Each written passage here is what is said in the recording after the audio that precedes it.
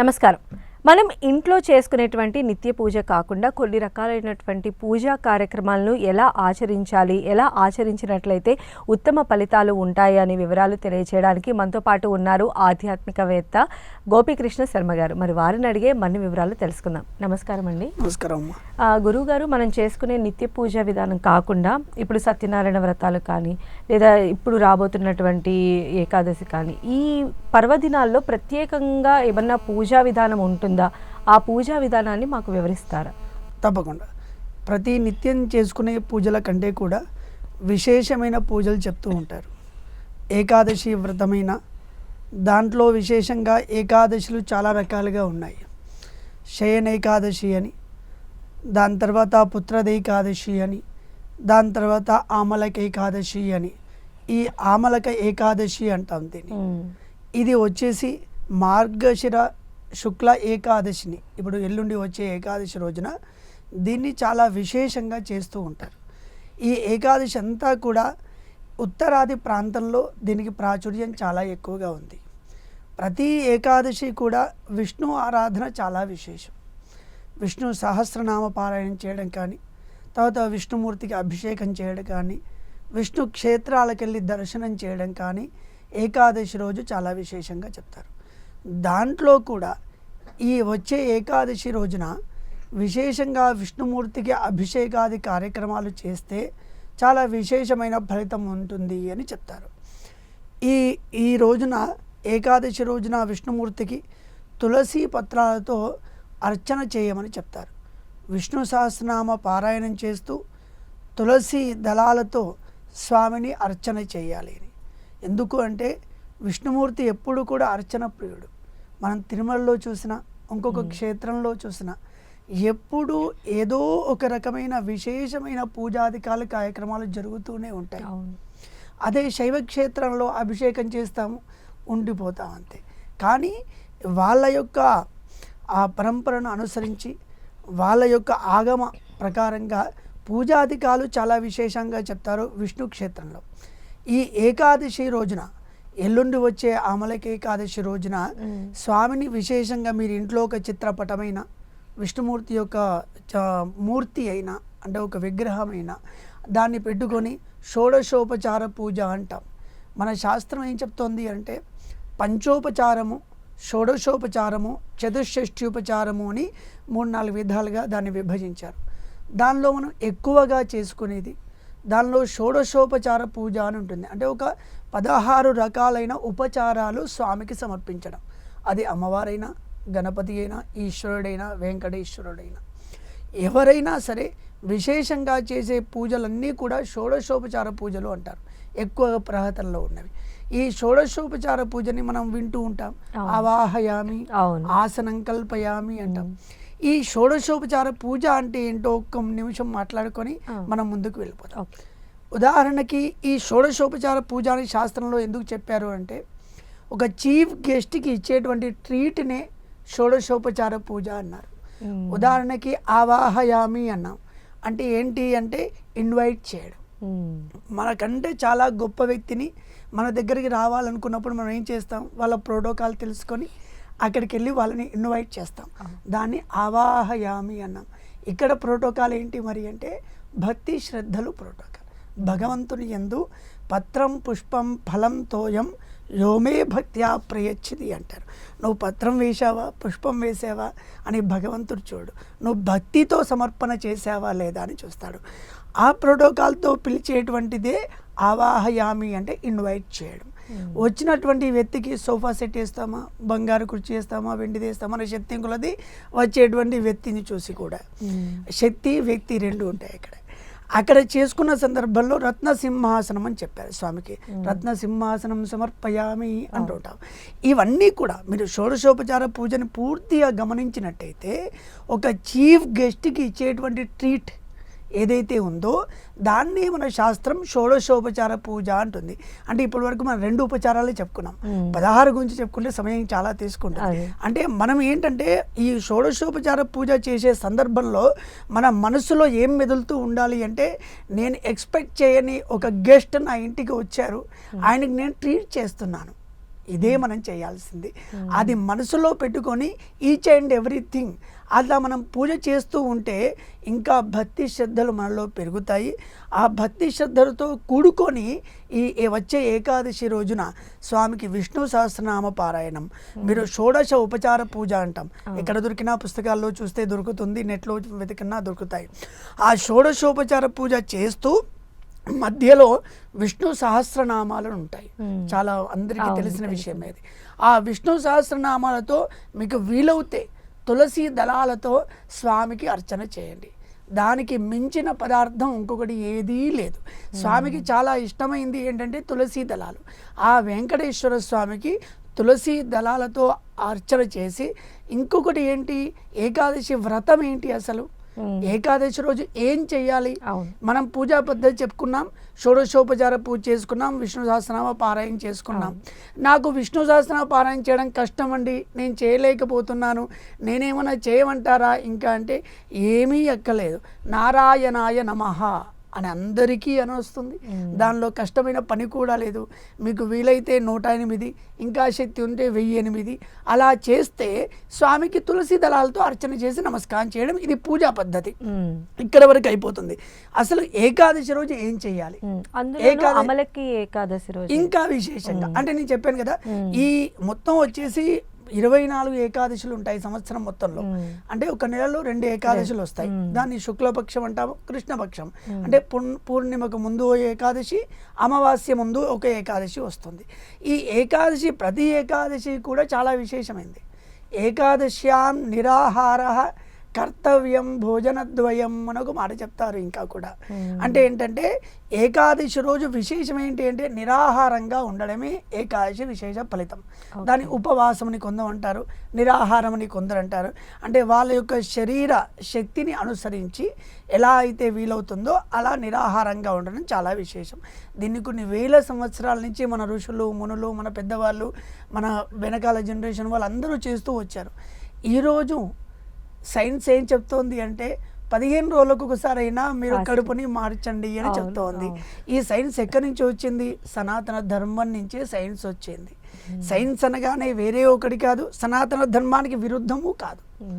సనాతన ధర్మంలో చెప్పింది ప్రతి ఒక్కటి కూడా సైన్సే.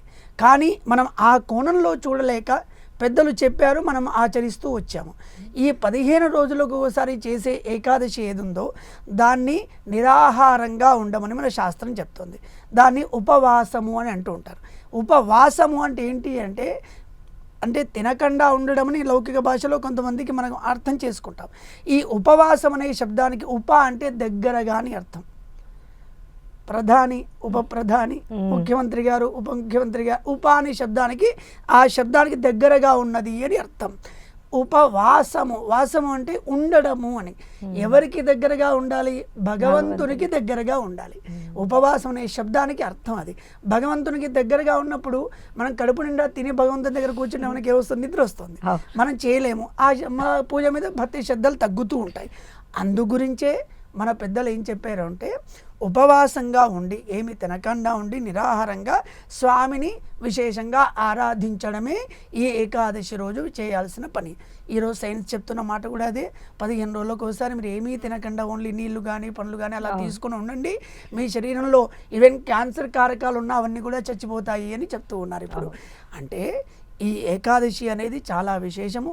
దానిలో ఆమలకి ఏకాదశి రోజున ఉత్తరాది ప్రాంతంలో ఇంకా విశేషంగా చేస్తారు దీన్ని. ఆ రోజు మనం చేయాల్సిన పని ఏంటి? షోడశోపచార పూజా పద్ధతిలో స్వామిని ఆరాధించి విష్ణు సహస్రనామం కానీ మీకు చేతనైన ఏ ఒక్క మంత్రమైనా ఆ మంత్రాన్ని జపించి స్వామికి తులసీదళం మీకు 10 దొరకలేదు, 100 దొరకలేదు, ఒక్కటైనా ఆ ఒక్కటి భక్తితో సమర్పణ చేయండి. మన ప్రోటోకాల్ ఏంటి? ఇక్కడ భక్తి మాత్రమే, ఇంకొక్కటి ఏమీ లేదు. ఆ భక్తితో స్వామికి మీరు ఇచ్చేటువంటి సమర్పణ చేసి ఆ రోజు నిరాహారంగా ఉండి, ఇంకా ఏకాదశి అంటే దశమి అని ముందు రోజు అంటాం. ఏకాదశి ముందు రోజు దశమి. ఆ రోజు ఒకేసారి భోజనం చేయాలి, రెండోసారి భోజనం చేయొద్దు. మళ్ళీ ద్వాదశి రోజు ఒకేసారి భోజనం చేయాలి. అలా చేస్తే ఏకాదశి ఫలితం కలుగుతుంది, ఉపవాస ఫలితం. మామూలుగా అందరూ అనుకుంటారు ఏకాదశి అని అనుకుంటూ ఉంటారు. అవును, కానీ దీనికి ఏంటి అంటే దశమి రోజు ఉపవాసం ఉండి, అంటే ఏకభుక్తం అంటాం, ఒకేసారి భోజనం చేసి ఏకాదశి రోజున పూర్తిగా ఉపవాసం ఉండి తెల్లవారి మళ్ళీ ఏకభుక్తం చేయమని మన శాస్త్రం చెప్తుంది. అది ఎందుకు చెప్పారనేది ఇంకా దాని గురించి చాలా విశేషంగా మాట్లాడుకోవచ్చు. కానీ ఏకాదశి రోజు ఇంకా ఏం చెప్పారు అంటే సత్యవాక్ పరిపాలనం అంటాం. అబద్ధం ఆడకుండా ఉండడం, అంటే జీవితం అంతా కూడా అబద్ధం ఆడకుండా ఉండాలి. కానీ ఒక్కరోజైనా ఏమో అంటారు కదా, ప్రతిరోజు దేవస్థానానికి వెళ్ళకపోయినా పుట్టినరోజు నాడైనా వెళ్ళొద్దామురా అంటారు కదా కొంతమంది. అట్లా ఈ ఏకాదశి రోజున సత్యాన్ని మాట్లాడడం, ఎవరికి ఇబ్బంది పెట్టకుండా ఉండడం, జీవహింస చేయకుండా ఉండడం, కొన్ని నియమాలు 10 నియమాలు చెప్పారు.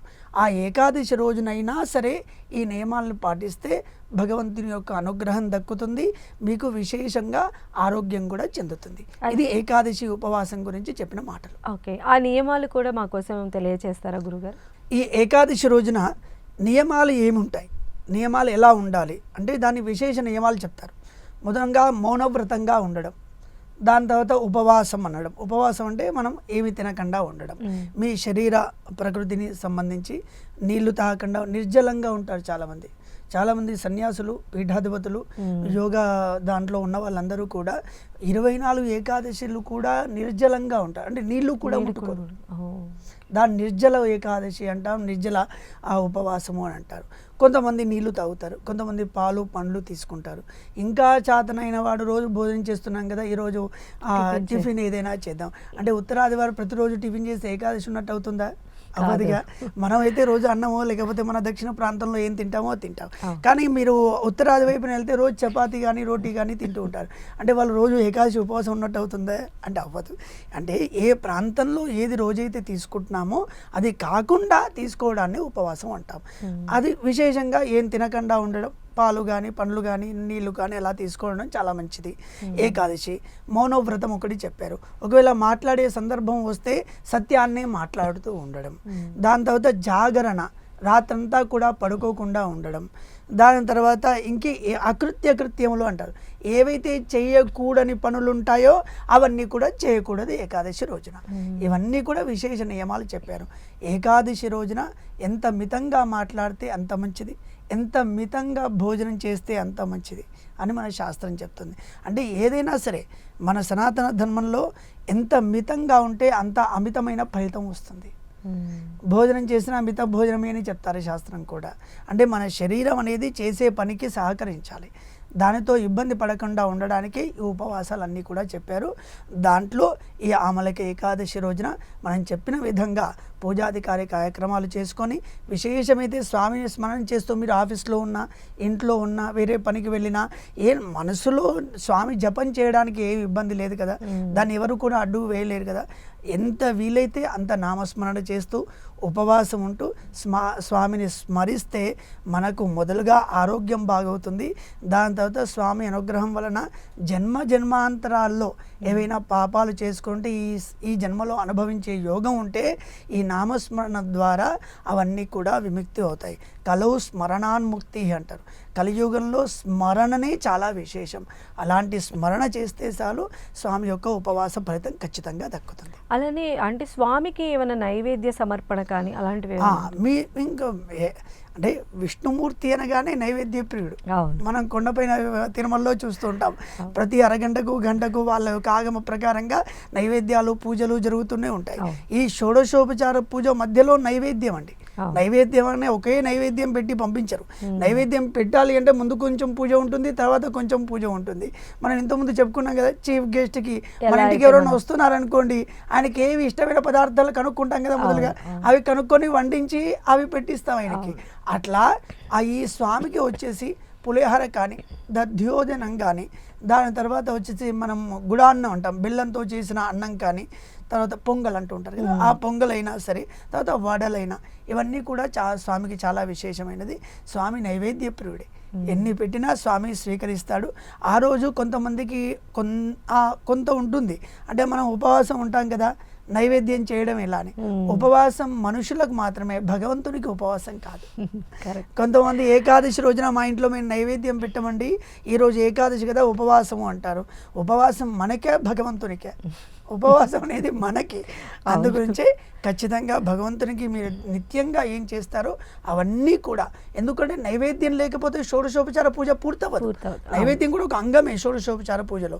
అందు గురించి ఖచ్చితంగా నైవేద్యం చేయండి, ఆ రోజు ఉపవాసం ఉండండి, స్వామిని స్మరించండి ఎంత వీలైతే అంత.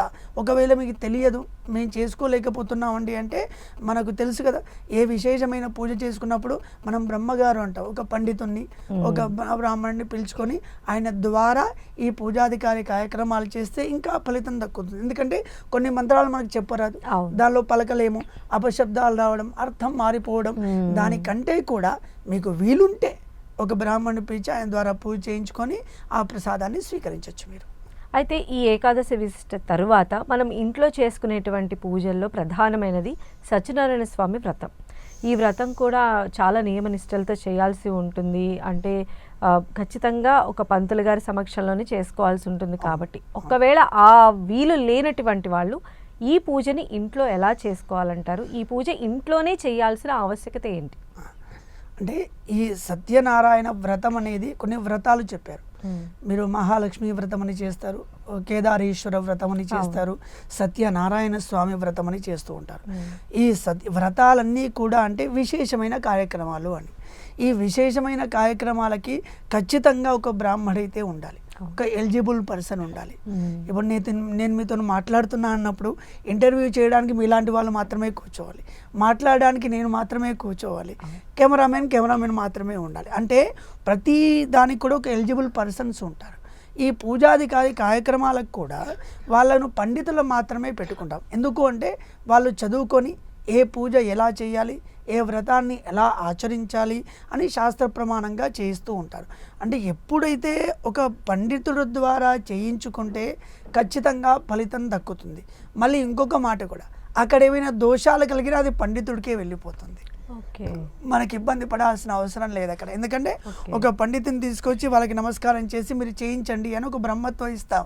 అక్కడ ఏమైనా మన శాస్త్రం కూడా చెప్తోంది, ఏమైనా మంత్రం లోపం జరిగితే పండితుడికి వెళ్ళిపోతుంది, అప్పుడు యజమానికి ఎలాంటి ఇబ్బంది ఉన్నాయి. కానీ నేను ఇచ్చే సలహా ఏంటి అంటే విశేషంగా రోజు చేసే పూజాధికారులు కాకుండా సత్యనారాయణ వ్రతం కానీ ఇంకొకటి కానీ ఏది చేసుకున్నా పండితుల ముఖం ద్వారా ఆయన కూర్చొని ఆయన ప్రజెన్స్లో చేసుకుంటే ఏవైనా దోషాల నివారణ అవుతాయి. కార్యక్రమం చాలా అద్భుతంగా జరుగుతుంది, ఫలితం కూడా అట్లే దక్కుతుంది మనకి.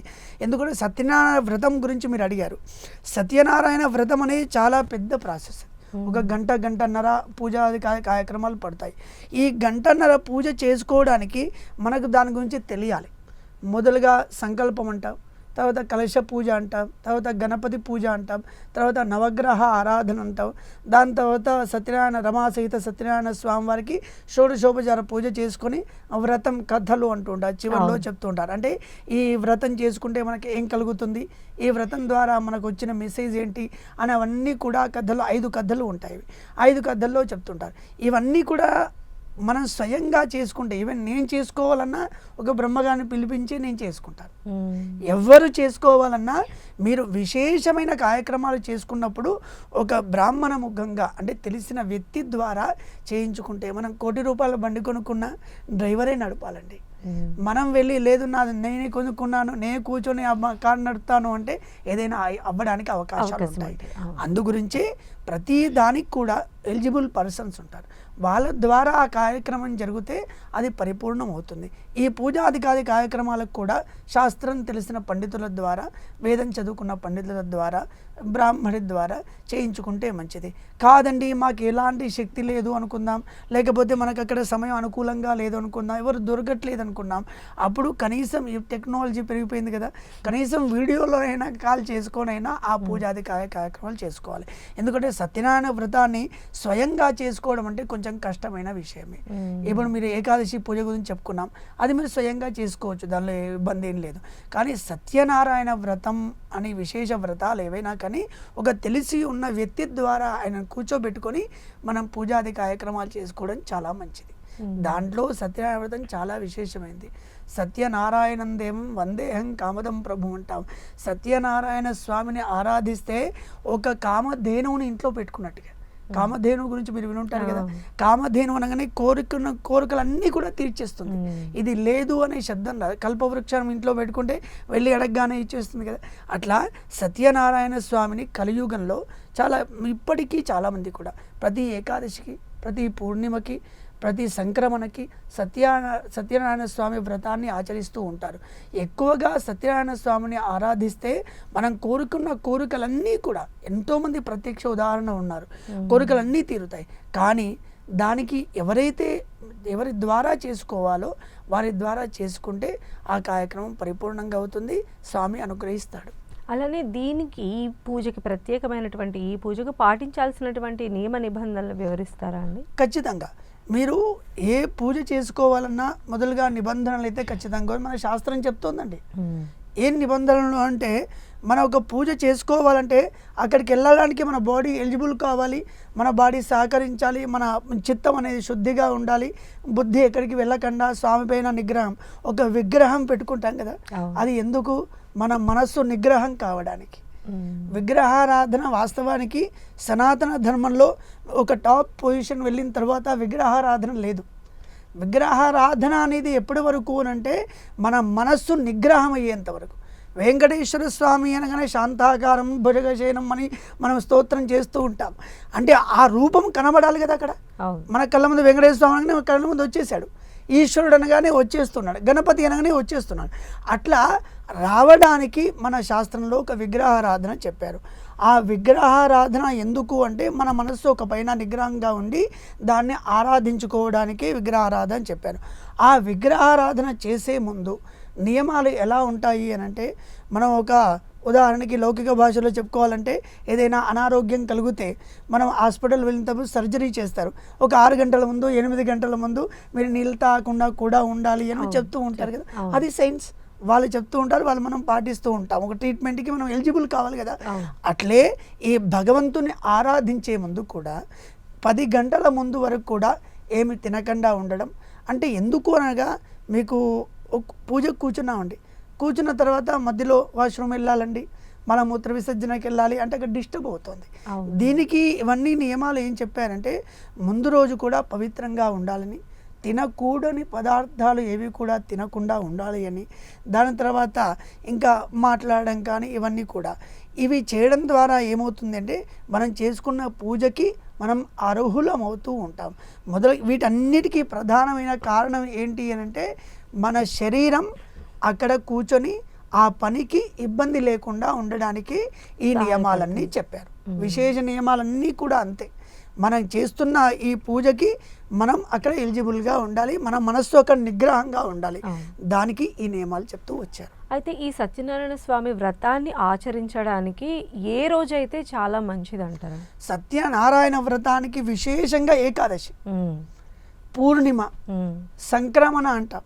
సూర్యుడు 12 రాశులకి ఒక్కొక్క నెలకి ఒక్కొక్క రాశికి వెళ్తూ వస్తుంటాడు, మీరు వింటూ ఉంటారు దాని గురించి. ఆ సంక్రమణ రోజున విశేషం. ఈ 3 రోజుల్ని చాలా విశేషంగా చెప్తారు. ఒకటి ఏకాదశి రోజున, రెండవది పూర్ణిమ అంటుంటాం, పూర్ణిమ రోజున, మూడవది సంక్రమణ రోజున. ఈ రోజులను ఆచరిస్తే స్వామికి ఇష్టమైంది. ఏకాదశి అంటేనే స్వామికి చాలా ఇష్టమైంది అని. ఆ రోజు స్వామిని ఎంత ఆరాధించినా స్వామికి చాలా తృప్తి పడుతూ ఉంటాడు. దానిలో సత్యనారాయణ స్వామి, ఆయన సత్యదేవుడు అని అంటారు.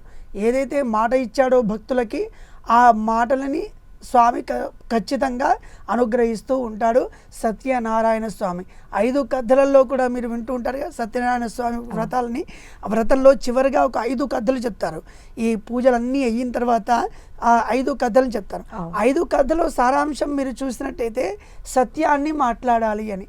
మామ అల్లుళ్ళ విషయంలో అయినా, లీలావతి కళావతి ఆ విషయంలో అయినా, తర్వాత ఒక బ్రాహ్మడి విషయంలో అయినా, తర్వాత ఒక రాజు, చివరి కథలో రాజు వస్తారు, ఆ రాజు విషయంలో అయినా, ఇవన్నీ కూడా ఈ 5 కథల సారాంశం ఏంటి అని అంటే, సత్యాన్ని మాట్లాడాలి, అసత్యాన్ని మాట్లాడకూడదు.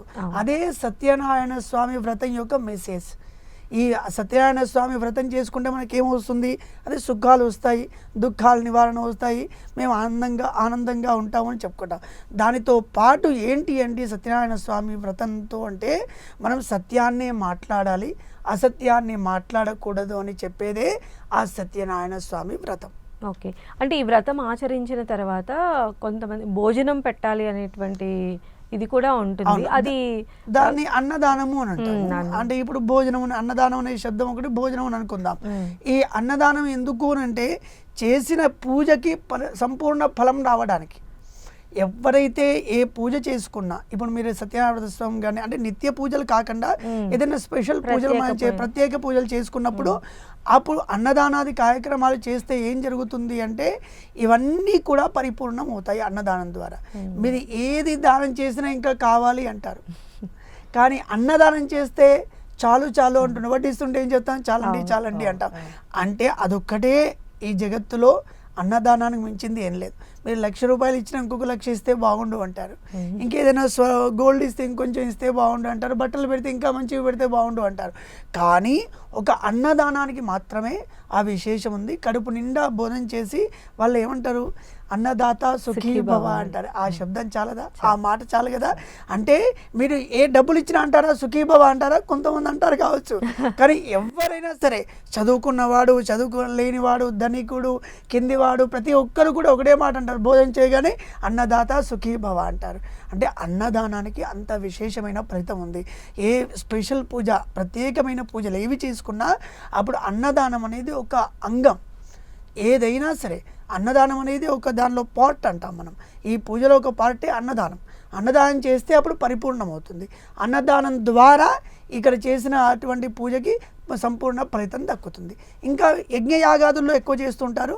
ఇంట్లో చేసిన పూజలకు కూడా ఎతికించి మీ శక్తిని అనుసరించి ఒకరికో ఇద్దరికో 10 మందికో 100 మందికో మీ శక్తిని మీ సమయ అనుకూలాన్ని మీ వ్యవస్థలను చూసుకొని ఎతికించి అన్నదానం చేస్తే చాలా మంచిది. అలానే మరొక విశిష్టమైనటువంటి పూజ శ్రీ లక్ష్మీ జయంతి వస్తుంది, లక్ష్మీదేవి ఆరాధన. సో లక్ష్మీదేవి ఆరాధన అసలు ఏ రకంగా చేసుకోవాలి, అంటే ఏ రోజు చేసినట్లయితే ఉత్తమ ఫలితాలు ఉంటాయి? ఖచ్చితంగా ఈ వచ్చేటువంటి పాల్గొన పూర్ణిమ అంటాం, పున్నమ అంటూ ఉంటారు. పాల్గొన పూర్ణిమ రోజున మహాలక్ష్మి అమ్మవారు ఆ క్షీరమధ్రం నుంచి ఆ సముద్ర మధ్యం నుంచి అమ్మవారు ఉద్భవించింది అని మన చెప్తున్నారు పెద్దలు. ఆ రోజున అమ్మవారిని ఆరాధించినట్టయితే అమ్మవారి యొక్క అనుగ్రహం కలుగుతుంది. విశేషంగా ఈ పాల్గొన పూర్ణిమ చాలా మంచిది. మిగతా రోజుల్లో శుక్రవారం అంటూ ఉంటారు కదా, ప్రతి నెల ఫ్రైడే, ఎవ్రీ ఫ్రైడేకి అమ్మవారి యొక్క ఈ మహాలక్ష్మి స్తోత్ర పారాయణం కానీ పూజాది కార్యక్రమాలు చేసుకుంటే అమ్మవారి అనుగ్రహం కలుగుతుంది. దాంట్లో ఈ పాల్గొన పూర్ణిమ, ఎల్లుండి వచ్చే పాల్గొన పూర్ణిమ రోజున అమ్మవారిని ఆరాధిస్తే చాలా విశేషమైన ఫలితం వస్తుంది. ఎందుకంటే ఎప్పుడైతే అమ్మవారు ఉద్భవించిందో ఆ రోజే మనం ఆరాధిస్తే ఇంకా ఎక్కువ ఫలితం వస్తుంది. ఎవరైతే ఇప్పుడు ఉదాహరణకి ఎవరిదో జన్మదినం జరిగిందనుకోండి, ఆ రోజు విష్ చేస్తే వాళ్ళు బాగా ఆనందంగా ఫీల్ అవుతారు. తెల్లవారు విష్ చేస్తే అంతగా ఉండదుగా, డిలే అంటారు కదా, బిలేటెడ్ అంటారు కదా. అట్లా కాకుండా ఆ రోజునే అమ్మవారిని ఆరాధిస్తే ఏం కలుగుతుంది అంటే మహాలక్ష్మి యొక్క అనుగ్రహం కలుగుతుంది. మహాలక్ష్మి యొక్క అనుగ్రహం కలిగితే ఏమవుతుంది, మహాలక్ష్మి అనుగ్రహం ఎందుకు కలగాలి, దాని ద్వారా మనకేం కలుగుతుంది అంటే ధనమూలమిదం జగత్తు అంటూ ఉంటారు. ఈ జగత్తంతా దేనిపైన నడుస్తుంది అంటే ధనం పైనే నడుస్తుంది. ధనం ఉంటేనే మనం గొప్పవాళ్ళుగా చూస్తున్నాం, ధనం ఉంటేనే అన్నీ అని అనొచ్చు మనం ఆ మాట. దాంట్లో ధనాన్ని ప్రసాదించేది ఎవరు అంటే మహాలక్ష్మి అమ్మవారు. ఒక మంచి మాట చెప్తారు, అంతరం నాభిజానామి నిర్ధనస్య మృతస్య చ అంటారు. మహాలక్ష్మి అమ్మవారిని ఆరాధించాలి. పాల్గొన పూర్ణిమ రోజున అమ్మవారిని ఆరాధిస్తే మనకేం కలుగుతుంది, ఐశ్వర్యాన్ని అమ్మవారు అనుగ్రహిస్తుంది. నా దగ్గర ఒక 100 రూపాయలు ఉంటే నేను 1 రూపాయి దానం చేయగలుగుతాను. నాకే కూటికి గతి లేనప్పుడు నేను ఇంకొకరికి ఎలా ఇవ్వగలుగుతాను, ఇవ్వలేను. అలాంటిది మహాలక్ష్మి అమ్మవారు అంటే సంపన్నానికి ఒక సుస్థిరమైన స్థానం. మహాలక్ష్మి అమ్మవారిని ఆరాధిస్తే మనకేం కలుగుతుంది, ఐశ్వర్యం కలుగుతుంది, ఆమె మనకు అనుగ్రహిస్తుంది. అట్లా ఈ పూర్ణిమ రోజు అమ్మవారిని ఆరాధించి ఐశ్వర్యవంతులం అవ్వాలి. ఒకవేళ ఐశ్వర్యవంతులే లేకపోతే లోకం ఎట్లా చూస్తుంది అని ఒక వాక్యంలో చెప్పారు, అంతరం నాభిజానామి నిర్ధనస్య మృతస్య చ అని. ఈ లోకం ఎట్లా చూస్తుంది జనాల్ని అంటే డబ్బు లేనివాడిని, చనిపోయిన శవాన్ని, రెండిటిని ఒకే రకంగా చూస్తుందంట ఈ లోకం. మనకు చాలా ఉదాహరణలు, ప్రత్యక్షమైన అనుభవాలు కూడా ఉంటాయి మనకి. ఎందుకు అంటే డబ్బున్న వాడికి చాలా ఉన్నతమైన స్థానమానాలు దక్కుతూ ఉంటాయి. అదే డబ్బు లేని వాడిని ఒక మన టీలో ఇక తీసినట్టుగా తీసేస్తూ ఉంటారు. ఇవి లోకంలో చూస్తూ ఉన్నాం. అక్కడ శాస్త్రం పెద్దల మాట చెప్పే అంతరం నాభిజానామి అంటే ఒక చనిపోయిన శవానికి డబ్బు లేని వాడికి లోకం ఇద్దరిని ఒకే రకంగా చూస్తుంది అంటే అంత తక్కువ స్థాయిలో చూస్తుంది అంటాం. అలాంటి స్థాయి వచ్చింది అంటే డబ్బు లేదు అని. అలాంటి డబ్బు రావడానికి మనం ఏం చేయాలి అంటే మహాలక్ష్మి అమ్మవారిని ఉపాసన చేయాలి. ఆ ఉపాసన చేసే క్రమంలో పాల్గొన శుద్ధ పూర్ణిమ రోజున అమ్మవారిని చాలా విశేషంగా మీ శక్తి కొలది శ్రీ సూక్తం అంటూ ఉంటాం. శ్రీ సూక్త పారాయణం చేసిన, శ్రీ సూక్త జపాన్ని చేయించిన ఆ రోజు ఇంకా వీలైతే మహాలక్ష్మి యాగం కూడా చేయొచ్చు. ఆ రోజు ఈ తామర పూలతో కానీ బెల్లం పరమాన్నంతో కానీ మహాలక్ష్మికి హోమం చేస్తారు. దాన్ని మహాలక్ష్మి యాగం అంటాం, శ్రీ సూక్త హోమము అంటాం. ఇలా చేయడం ద్వారా అమ్మవారి అనుగ్రహానికి ఇంకా ఇంకా పాత్రులం కావడానికి అవకాశం ఉంటుంది. ఇప్పుడు ఏమీ వీలు కాలేదు, మహాలక్ష్మి అమ్మవారి ఫోటో కానీ ఇంట్లో ఒక విగ్రహానికి కానీ మనం చెప్పుకున్న విధంగా షోడశోపచార పూజ చేసుకొని అమ్మవారిని ప్రార్థన చేయడం. మాకేమీ రాదు అండి అంటే మహాలక్ష్మి అష్టోత్తరం ఉంటుంది, ప్రకృతి నమః అంటూ ప్రారంభం అవుతుంది. ఆ అష్టోత్తర పారాయణ చేయడం. సరే అండి, అది కూడా మాకు పలకడం కష్టంగా ఉంది అంటే ఒకసారి కూర్చొని సుస్థిరమైన మనస్సుతో అమ్మవారి పాదాల యందు మనస్సు లగ్నం చేసి మహాలక్ష్మి నమః, ఇంతకుముందు మనం ఒక మాట చెప్పుకున్నాం, మళ్ళీ ఇప్పుడు ఒక మాట చెప్పుకుంటాం, మహాలక్ష్మి నమః. ఈ మంత్రాన్ని మీరు జపం చేయండి 108 సార్లు, అమ్మవారు ఖచ్చితంగా అనుగ్రహిస్తుంది. ఈ పాల్గొన్న పూర్ణిమ రోజున అలా చేసినట్టయితే ఆ రోజు ఒక్కోసారి చేసి ప్రతి శుక్రవారం కూడా అమ్మవారి చిత్రపటానికి కానీ మీ ఇంట్లో ఏది ఉంటే దానికి అమ్మవారి స్వరూపంగా, ఏది లేదండి మీ ఇంట్లో ఏదైనా స్వర్ణం బంగారం ఉంటే ఆ బంగారానికి అమ్మవారిని ఆ ప్రార్థన చేసుకొని పూజ చేయొచ్చు. అంటే బంగారం అంటే మహాలక్ష్మి అని, ఆ మహాలక్ష్మిని అలా పూజ చేసుకొని ప్రార్థించుకుంటే అమ్మవారి అనుగ్రహం కలుగుతుంది. ఎందుకంటే మహాలక్ష్మి అమ్మవారి అనుగ్రహమే లేకపోతే జీవితంలో ఏమీ చేయలేము. దాన ధర్మాదులు చేయలేము, యజ్ఞ యాగాదులు చేయలేము, మంచి పనులు చేసుకోలేము. ఇంకేమైనా ఏ పని చేయాలన్నా మొదలుగా మహాలక్ష్మి అనుగ్రహం కావాలి. అలాంటి మహాలక్ష్మి అనుగ్రహం కావడానికే ఈ పాల్గొన శుద్ధ పూర్ణిమ రోజున లక్ష్మి ఆవిర్భావమైన రోజున సముద్ర మధ్యం నుంచి పైకి వచ్చి విష్ణు స్థానాన్ని తీసుకుంది. మహాలక్ష్మి అనుగ్రహాన్ని పొందడానికి ఈ పాల్గొన శుద్ధ పూర్ణిమ రోజున ఈ పూజాది మహాలక్ష్మికి షోడశోపచార పూజ చేసుకొని లక్ష్మి అష్టోత్తరం పారాయణ చేసుకొని, ఇది కాకపోతే మహాలక్ష్మి నమః అని 108 సార్లు జపం చేసుకున్న లక్ష్మీ అమ్మవారి అనుగ్రహం చాలా విశేషంగా ఉంటుంది. ఇంకా అంటే పూర్ణిమ రోజున రాత్రికి చంద్రుడు ఫుల్ మూన్ అంటాం కదా, ఆ రోజు పూర్ణ చంద్రుడు ఉంటాడు. ఆ పూర్ణ చంద్రుడిని పాలల్లో వీలవుతే ఆవు పాలు దొరకకపోతే ఏ పాలైనా, అంటే మన ధర్మం ఎప్పుడైనా కానీ చేయడాన్ని విడిచిపెట్టమని చెప్పట్లేదు. అయ్యో మాకు ఆవు పాలు దొరకలేండి మేము చేయలేము అంటే కష్టం అవుతుంది. మీరు ఆవు పాలకి ప్రధానమైన విశేషం చెప్పారు, ఎందుకంటే లక్ష్మీ నివాసమే ఆ గోవులో ఉంటుంది. అలాంటి ఆవు పాలలో చంద్రుణ్ణి చూస్తూ కొంతమంది చాలామంది చేస్తుంటారు. దీనిలో శక్తిని ఉపాసించేవారు, అమ్మవారిని ఉపాసించే వాళ్ళందరూ కూడా పూర్ణిమ రోజు రాత్రిన ఆ చంద్రబింబాన్ని చూస్తూ పారాయణాలు చేస్తూ ఉంటారు. మీకు ఒకవేళ వీలవుతే ఒక ప్లేట్లో, రాగి ప్లేట్ కాకుండా, రాగి ప్లేట్లో పాలు ఎప్పుడు పోయకూడదు, వెండి ప్లేట్లో కానీ లేకపోతే ఇత్తడి ప్లేట్లో కానీ పాలను వేసి ఆ పాలల్లో చంద్రుణ్ణి చూస్తూ మీరు మహాలక్ష్మిని ప్రార్థన చేస్తే ఖచ్చితంగా ఇంకా ఇంకా అమ్మవారి అనుగ్రహం కలుగుతుంది. మంచి ఐశ్వర్యవంతులుగా మారుతారు మీరు. ప్రతి పూర్ణిమకి చాలా విశేషం. ఇంకా దీంట్లో మహాలక్ష్మి ఆవిర్భవించిన రోజు పాల్గొన పూర్ణిమ, మీకు పొద్దునంతా పూజ చేసుకోండి, రాత్రికి పూర్ణిమ అయిపోతుంది కదా, మంచి స్నానం చేసుకొని మంచి బట్టలు కట్టుకొని అమ్మవారికి నమస్కారం చేసి మీ కారిడార్లోనో లేకపోతే బయట ఎక్కడో టెర్రస్ పైన ఎక్కడికో వెళ్ళి ఆ పాలల్లో చంద్రబింబాన్ని చూస్తూ మీరు ఈ మహాలక్ష్మి నమః అనే శబ్దాన్ని, ఆ మంత్రాన్ని ఉచ్చరిస్తే చాలు. ఇంకా మాకు పారాయణం వచ్చండి అంటే పారాయణ చేయండి, ఇంకేమైనా మహాలక్ష్మి స్తోత్రం వచ్చి ఇంకా చేయండి. ఇంకా చాలా విశేషం. ఏమి రాని వాళ్ళ గురించి నేను చెప్తున్నాను. మహాలక్ష్మి నమః అనే మంత్రాన్ని జపం చేసి దానిలో చూసుకుంటూ 108 సార్లు జపం చేయండి. మీరు పొద్దున చేసిన పూజ కంటే కూడా చాలా విశేషమైన ఫలితం మనం చూస్తాం. పూర్ణిమ రోజున ఫుల్ మూన్ని చూస్తూ ఏ పని చేసినా అది పరిపూర్ణమవుతుంది, అంటే మనం చేసే పని ఫుల్ అవుతుంది అని అర్థం. అట్లా ఈ పాల్గొన పూర్ణిమ రోజున ఉదయాన్నే మహాలక్ష్మికి పూజ చేసుకొని సాయంకాలానికి మీరు ఫుల్ మూన్ వచ్చిన తర్వాత పాలలో చూసుకొని అమ్మవారిని ప్రార్థన చేసుకొని మీ శక్తి కొలది ఏ జపతపాలు చేసుకొని మీకు ఏం కావాలో అది మీరు అమ్మనక్కడ కోరుకోవచ్చు. అలానే ఈ బాలచంద్ర సంకష్టహర చతుర్థి ఆ రోజు విశిష్టతను తెలియజేస్తారా? ప్రతి సంకష్టహర చతుర్థికి ఒక విశేషమైన ఉంది. ఎట్లా అయితే మనం ఏకాదశి గురించి చెప్పుకున్నాం, పూర్ణిమ గురించి చెప్పుకున్నాం, అట్లానే సంకష్టహర చతుర్థి అంటారు. అంటే చతుర్థి మీరు నియమాలతో పాటించినట్టయితే ప్రతి పూర్ణిమ తర్వాత వచ్చే చతుర్థిని సంకష్టహర చతుర్థి అంటారు. పూర్ణిమ తర్వాత 3 రోజులకు వస్తుంది సంకష్టహర చతుర్థి. ఈ సంకష్టహర చతుర్థిని వ్రతంగా చేసేవాళ్ళు చాలామంది ఉన్నారు. అంటే ఇంకా విశేషంగా చెప్పాలి అంటే సంకష్టహర చతుర్థి రోజున చతుర్థ్యాం అనశ్నం జపతి సవిద్యావాన్ భవతి అని మన గణపతి అథర్వశేషం చెప్తుంది. చతుర్థి రోజున ఏమీ తినకుండా అనశ్నన్ అంటారు, అంటే ఏమీ తీసుకోకుండా ఆ గణపతిని ప్రార్థించినట్టయితే విద్యావాన్ భవతి అంటారు. మంచి విద్యా మేధస్సు మంచి నాలెడ్జ్ అన్నీ కూడా ఆ రోజు వస్తాయి. మీరు చదువుకునే వాళ్ళందరూ కూడా చేయాల్సిన పని ఏంటంటే ఈ 12 వస్తాయి సంవత్సరం మొత్తం కూడా, ఆ 12 డేట్లను కనుక్కొని వీలవుతే ఎంత ఉపవాసం ఉండి, విద్యార్థులు కాబట్టి స్టూడెంట్స్ ఎక్కువ ఉపవాసం ఉండడానికి కష్టమవుతుంది, పిల్లలు కాబట్టి ఎంత వీలైతే అంత ఉపవాసం ఉండి మహాగణపతిని ఆరాధన చేయండి.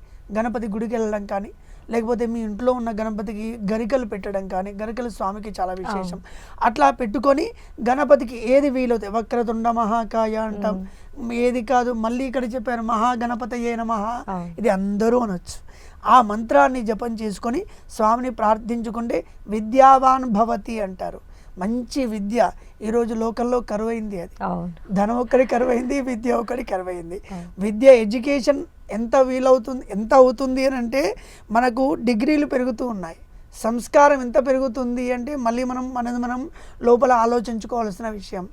ఎన్నో డాక్టర్లు చేస్తున్నారు, ఎన్నో డిగ్రీలు చేస్తున్నారు, అందరూ అనట్లేదు, కొందరు డిగ్రీ పూర్తి చేసుకుంటున్నారు, కానీ ఎథిక్స్ ఎంతవరకు ఉన్నాయి, వాల్యూస్ ఎంతవరకు ఉన్నాయి అంటే మనం చింతన చేసుకోవాలి, క్వశ్చన్ చేసుకోవాలి కూడా.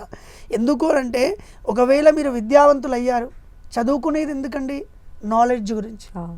నాలెడ్జ్ లేనప్పుడు ఆ చదువు ఉపయోగం ఏంటి, ఎన్ని డిగ్రీలు చేస్తే ఉపయోగం ఏంటి, చదువు ఎందుకు, మన విలువల్ని మనం కాపాడుకుంటూ మన జీవన విధానం తీసుకెళ్ళేది చదువు అంటే జ్ఞానం, ఏది చేయాలి ఏది చేయకూడదు అని నాలెడ్జ్ ఇచ్చేదే జ్ఞానం. ఆ చదువు ద్వారా జ్ఞానం రానప్పుడు ఆ చదువు ఎందుకు? ఒకవేళ నాలెడ్జే వచ్చింది, మనకు జ్ఞానమే ఉంది, మరి ఎందుకు ఈ వృద్ధాశ్రమాలు పెరుగుతూ ఉన్నాయి? వృద్ధాశ్రమాలు పెరగడానికి కారణం ఏంటి? అనాథాశ్రమాలు వేలు ఉండొచ్చు, అనాథాశ్రమానికి వృద్ధాశ్రమానికి వ్యత్యాసం చాలా తెలుసు అనుకుంటారు. అనాథ అంటే ఎవరు లేనివాడు, నాథ అంటే చూసుకునేవాడు, అనాథ అన్నారు అక్కడ, అంటే ఎవరు లేని వాళ్ళు, అంటే పిల్లలు లేని వాళ్ళు, చూసుకునే వాళ్ళు లేని వాళ్ళు, లేకపోతే భిక్షుకులు వీళ్ళు ఉంటారు కదా, వీళ్ళందరినీ అనాథులు అంటారు. కానీ వృద్ధాశ్రమాల్లో ఉండే వాళ్ళు ఎవరు ఉంటున్నారు? అభాగ్యులు. బాగా చెప్పారు, అభాగ్యులు అనేది చాలా ఉత్తమమైన మాట. అది ఇప్పుడు ఎందుకు అని అంటున్నామంటే ఎంత దౌర్భాగ్య పరిస్థితిలో ఇవాళ మనం ఉన్నాం. ఈ వృద్ధాశ్రమాలు ఎందుకు పెరుగుతున్నాయి? తల్లిదండ్రులు భారం అవుతున్నారు ఇంట్లో, మిమ్మల్ని కని పెంచి ఒక ఉన్నతమైన స్థానంలో పెట్టి మిమ్మల్ని చూసుకుంటున్న సమయంలో వాళ్ళు మీకు భారమై వాళ్ళని తీసుకెళ్ళి వృద్ధాశ్రమాల్లో ఉంచుతారంటే ఈ విద్య ఏమైంది, నాలెడ్జ్ ఏమైంది, మీ డిగ్రీలు ఏమైనాయి, మీరు సంపాదించిన డబ్బు ఎవరి గురించి? ఒక నిమిషం అంటే ఇప్పుడు మనం ఎందుకు చెప్పుకుంటూ వస్తున్నామంటే చతుర్థ్యా మనశ్నం జపతి అని, అంటే ఈ సంకష్టహర చతుర్థి రోజున మీరు ఉపవాసం ఉండి స్వామిని ఆరాధిస్తే మంచి విద్యావంతులు అవుతారని. విద్యావంతులు అవ్వడం ఎంత ముఖ్యమో, విద్యావంతులు అంటేనే జ్ఞానవంతులు అని. జ్ఞానమే ఇప్పుడు డిగ్రీవంతులు అని చెప్పట్లేదు, నేను సంస్కారవంతులనిగా చెప్తున్నాను. ఈ సంస్కారం ఎందుకు పోతుంది? ఎందుకు ఇన్ని వృద్ధాశ్రమాలు పెరుగుతున్నాయి? ఎందుకు వాల్యూస్ లేకుండా జనాలు చదువుకుంటున్నారు? ఎందుకు ఇంత ఇబ్బందులు పడుతున్నారు మనం అందరం కూడా? అంటే మన దగ్గర జ్ఞానం లేదు, మనం చదువుకునే చదువులో నాలెడ్జ్ లేదు. అంటే ఎవరిని వ్యక్తిగతంగా దూషించట్లేదు, కానీ లోకంలో చాలామంది బాధపడుతున్నారు. ఎప్పుడైతే పిల్లల గురించి తల్లిదండ్రులు కంటతడి పెట్టుకుంటారో ఆ ఇల్లు నరకంతో సమానమే. ఆ ఇంట్లో ఉన్న వాళ్ళు ఎవరు కూడా సుఖంగా ఉండరు. మీరు ఒక 100 మందిని ఎగ్జాంపుల్గా తీసుకోండి. తల్లిదండ్రులను ఏడిపిస్తూ వృద్ధాశ్రమాల్లో ఉంచిన వాళ్ళు వాళ్ళ ఇంట్లో వాళ్ళు సుఖంగా ఉన్నారు అని చెప్తే నేను వాళ్ళకి నమస్కారం చేస్తాను. 100 మందిని ఎగ్జాంపుల్ తీసుకోండి. తల్లిదండ్రులని సుఖంగా ఉంచండి. మాతృదేవో భవ పితృదేవో భవ మనం వేదం చెప్తుందండి. మొదలు దేవుడు ఎవరు అంటే తల్లిదండ్రులే అని చెప్తుంది. అలాంటి దేవతలని అలాంటి తల్లిదండ్రులని తీసుకెళ్ళి వృద్ధాశ్రమాల్లో వేస్తే ఏం ఉపయోగం? దానివల్ల ఏం కలుగుతుంది? ఆ తల్లిదండ్రులను బాధ పెడితే అది మీకు సుఖం కలుగుతుందా? దుఃఖమే కలుగుతుంది. జీవితాంతం దుఃఖాలని అనుభవిస్తూ ఉంటారు ఖచ్చితంగా కూడా. అట్లా విద్యావాన్ భవతి అని చెప్పారు. సంకష్టహర చతుర్థి రోజున, అంటే అసందర్భం అవ్వచ్చు, విషయాన్ని మనం చెప్పుకున్నాం. సంకష్టహర చతుర్థి రోజున విశేషంగా చేయాల్సింది ఏంటి అని అంటే, మీరు దాంట్లో ఆ రోజున ఉపవాసం అంతా ఉండి చంద్రోదయం అంటాం రాత్రికి 9 గంటల ప్రాంతంలో ఒక రోజు వస్తుంది, 8 గంటల, అంటే ఆ పంచాంగం చూసి ఆ గణితాన్ని బట్టి ఒక్కొక్క రోజు ఒక్కొక్క చతుర్థి ఒక్కొక్క సమయంలో వస్తుంది. దాన్ని చంద్రోదయం అంటాం.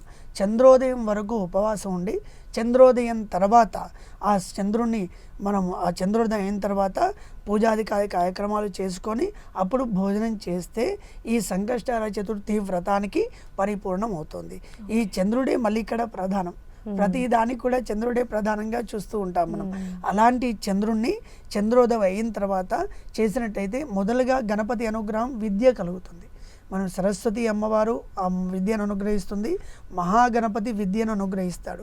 మీకు విద్య నాలెడ్జ్ కావాలి, చదువులో ఉన్నతంగా రాణించాలి అనుకునే సందర్భంలో మహాగణపతిని ఈ సంకష్టహర చతుర్థి రోజున, ఇక ఎల్లుండి వచ్చేటువంటి బాలచంద్ర సంకష్టహర చతుర్థి రోజున విశేషంగా ఆరాధించవచ్చు. వీళ్ళందరినీ కూడా షోడశోపచార పూజ అని మనం మొదలుగా చెప్పుకున్నాం కదా. ఏ గణపతి, ఏ దేవుడైనా సరే, గణపతి అయినా, అమ్మవారైనా, విష్ణుమూర్తి అయినా, ఈశ్వరుడైనా, ఇంకొకరు ఎవరైనా సరే, వీళ్ళందరికీ కూడా షోడశోపచార పూజ అని చెప్పారు. మీరు ఎక్కడైనా చూస్తే దొరుకుతుంటాయి. దాని మహాగణపతయే నమః అధ్యాయామి, మహాగణపతయే నమః ఆవాహయామి, మహాగణపతయే నమః ఆసనం కల్పయామి అని ఇట్లా వస్తుంటుంది, మనం వింటూ ఉంటాం కూడా. దీన్ని షోడశోపచార పూజ అంటాం. ఈ పద్ధతిలో స్వామిని ఆరాధించుకొని ఆ రోజు కూడా ప్రార్థించుకున్నట్టయితే మీకు సకల విద్య అధిదేవత అయినటువంటి మహాగణపతి అనుగ్రహం కలిగి డిగ్రీలు వచ్చినా రాకపోయినా జ్ఞానవంతులు మాత్రం ఖచ్చితంగా అవుతారు. డిగ్రీలు ఖచ్చితంగా వస్తాయి కూడా. వచ్చినా రాకపోయినా అని ఎందుకు అంటున్నానంటే, మొదలుగా జ్ఞానం వస్తుంది. అలాంటి జ్ఞానాన్ని ఇచ్చేవాడు మహాగణపతి. ఎల్లుండి వచ్చేటువంటి పూర్ణిమ తర్వాత 3 రోజులకి ఆ రోజు వస్తుంది. ఆ రోజున విశేషంగా స్వామిని ఆరాధించుకొని మా విద్యా అనుగ్రహాన్ని చేయమని ప్రార్థన చేసుకుందాం. ధన్యవాదాలు గోపికృష్ణ శర్మ గారు. మాకు ఈ పూజా విధానం ఎలా చేసుకోవాలనే వివరాలు తెలియజేసినందుకు ధన్యవాదాలు. నమస్తే అమ్మా. ఇది వాళ్ళ ప్రత్యేక కార్యక్రమం. చూస్తూనే ఉండండి 10 TV.